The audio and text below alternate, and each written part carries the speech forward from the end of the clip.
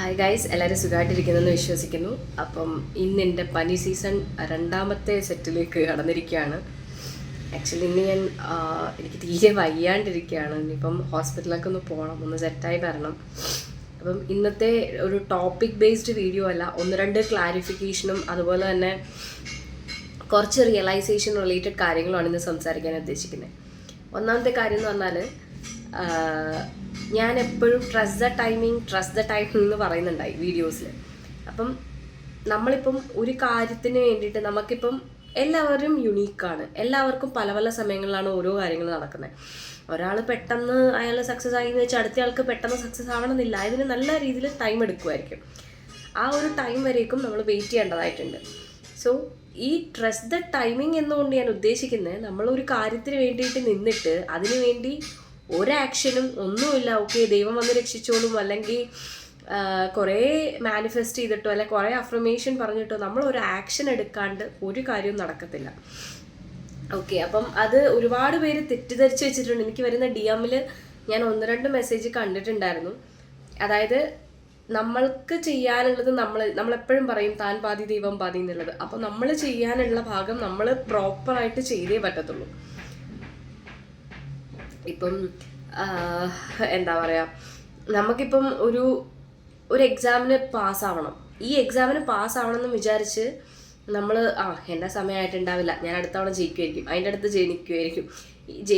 ഈ ഒരു തോട്ടും വെച്ച് നമ്മളൊന്നും ചെയ്യാതെ, ഒന്നും പ്രിപ്പയർ ചെയ്യാണ്ട്, ഒരു നോട്ട്സും പ്രിപ്പയർ ചെയ്യാണ്ട്, ഒന്നും ഇല്ലാണ്ട് ഇരിക്കുകയാണെങ്കിൽ നമ്മൾ ലൈഫ് ലോങ് അവിടെ ഇരുന്നേ പോകത്തുള്ളൂ. എന്നിട്ട് ട്രസ്റ്റ് ദ ടൈമിങ് പറഞ്ഞിട്ട് ഒരു കാര്യവും ഇല്ല.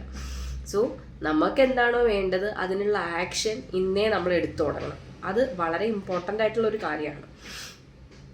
ദെൻ ഈ യൂട്യൂബ് തുടങ്ങിയ സമയത്ത് നമ്മളെ ശരിക്കും പറഞ്ഞാൽ സപ്പോർട്ട് ചെയ്യുന്നത് നമ്മൾ അറിയുന്നവരല്ല, അറിയാത്തവരാണ്. അതെനിക്ക് കിട്ടിയൊരു ആഡഡ് അഡ്വാൻറ്റേജ്. എനിക്കെന്ന് മാത്രമല്ല, മിക്ക യൂട്യൂബേഴ്സിനും ഇതൊരു ആഡഡ് അഡ്വാൻറ്റേജ് തന്നെയായിരിക്കും. നമുക്ക് പേഴ്സണലി അറിയാവുന്നവരുടെ അടുത്ത് നമുക്ക് അത്ര സപ്പോർട്ട് ഇല്ലെങ്കിൽ പോലും നമ്മളെ ഒരു രീതിയിലും ഒരു പരിചയം ഇല്ലാത്ത ഒരുപാട് പേര് നമ്മളെ നല്ല രീതിയിൽ സപ്പോർട്ട് ചെയ്യുകയും നമുക്ക് എന്തൊക്കെ ചെയ്യണം, എങ്ങനെയൊക്കെ വേണം എന്നുള്ള കാര്യങ്ങൾ പറഞ്ഞു തരികയും ചെയ്യും.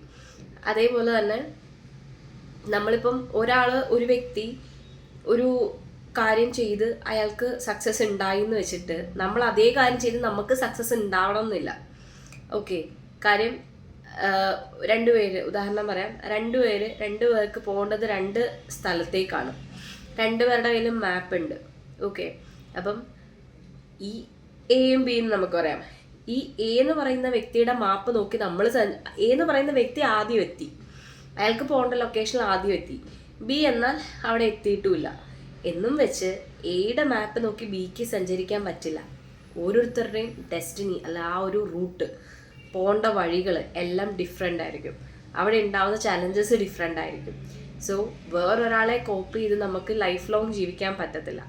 നമ്മൾ എന്താണെന്നുള്ളത് നമ്മൾ റിയലൈസ് ചെയ്യുക, അതിനനുസരിച്ച് നമ്മൾ വർക്ക് ചെയ്യുക. അതേപോലെ തന്നെ എന്ത് സ്കില്ലാണ് ഞാൻ പഠിക്കേണ്ടതെന്ന് ചോദിച്ചിട്ട് ഒന്ന് രണ്ട് മെസ്സേജ് വന്നിട്ടുണ്ടായിരുന്നു. സ്കില്ലെന്ന് പറയുമ്പോഴത്തേനും ഇപ്പം റെലവൻ്റായി നിൽക്കുന്ന അതെന്ത് സ്കില്ലും ആയിക്കോട്ടെ, AI ടൂൾസിനെ കുറിച്ചോ അല്ലെങ്കിൽ ഈ പറഞ്ഞ പോലെ നിങ്ങൾ റിലേറ്റഡ്, ഇപ്പോൾ വർക്ക് ചെയ്യുന്നവരാണെങ്കിൽ റിലേറ്റഡ് എക്സ്പീരിയൻസ് ആയിട്ടുള്ളതോ, ഇപ്പം കുട്ടികളാണെങ്കിൽ ജസ്റ്റ് അറ്റ്ലീസ്റ്റ് നമ്മൾ ഇംഗ്ലീഷ് ഇമ്പ്രൂവ് ചെയ്യാനുള്ള, അല്ലെ ബേസിക് ഏതെങ്കിലും ഒരു ലാംഗ്വേജ് അഡീഷണൽ പഠിച്ചിരിക്കാനോ, അങ്ങനെ എന്തും ആവാം.